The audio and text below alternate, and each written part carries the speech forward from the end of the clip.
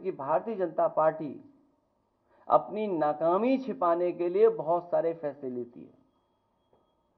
अपनी हर योजना की नाकामी छिपाने के लिए कम्युनल रास्ता अपना रही है,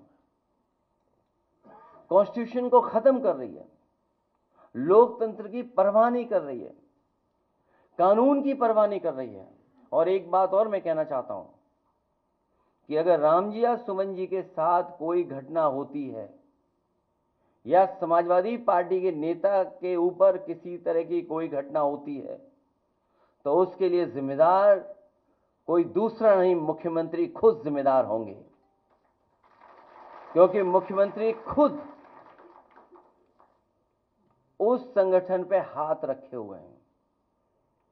जितने भी लोग उसमें दिखाई दे रहे हैं, हालांकि जाति की बात नहीं करनी चाहिए, जातियों की बातें समाजवादी लोग नहीं करते हैं, लेकिन कहीं ना कहीं जाति कनेक्शन भी उन्हीं का उनसे दिखाई देता है। क्योंकि पकड़े कौन? करने वाला वही, पकड़ने वाला भी वही, रिपोर्ट लिखाने वाले अगर जाएं तो सामने वही दिखते हैं।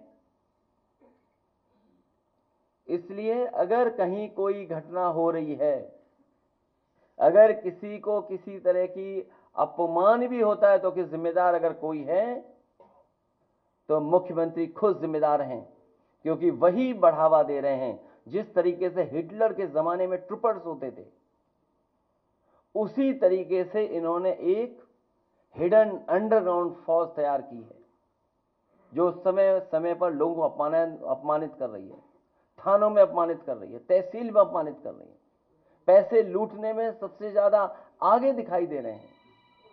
जो लोग कहते थे कि यहां जीरो टॉलरेंस है करप्शन के लिए, इनका खुद अधिकारी पकड़ा गया, और अगर वो कहीं छिपा नहीं है, वो मुख्यमंत्री आवास में छिपा होगा।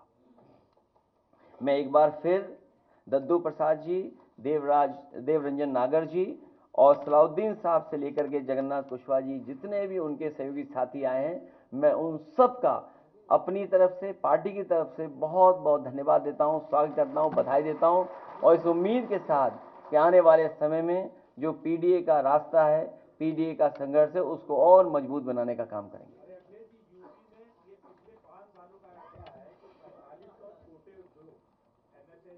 बंद हो गए, इससे 45,000 लोगों का जो है बेरोजगार हो गए, जबकि ये आंकड़ा इनका सरकारी आंकड़ा, जबकि ऐसा नहीं है। उत्तर प्रदेश में अभी एक कानपुर की फर्टिलाइजर कंपनी बंद होने की खबर पे उसने कहा कि मैं प्लांट बंद कर दूंगा, और उससे भी काफी लोग जो है बेरोजगार हो रहे हैं। बेरोजगारी की इंतहा है प्रदेश में कि सरकार जो है इस पर तवज्जो न देके अपने दूसरे मुद्दों में भटका देती है। जो आप सवाल पूछ रहे हैं एमएसएमई का, ये मुद्रा लोन भी कहीं ना कहीं उन्हीं कारोबारियों के पास पहुंचा होगा। सवाल तो सबसे बड़ा यही है कि अगर 33 लाख करोड़ पूरे देश में और उत्तर प्रदेश में सबसे बड़ा हिस्सा आया होगा, और उत्तर प्रदेश में एमएसएमई सबसे बड़ी संख्या में है, यही हमारी इकोनॉमी को सपोर्ट करती है इंडस्ट्री, और यही सबसे ज्यादा रोजगार और नौकरी देने का काम करती हैं। अगर उसी इंस्टीट्यूशन को ये खत्म कर रहे हैं और इनकी गलत नीतियों के कारण हो रही हैं।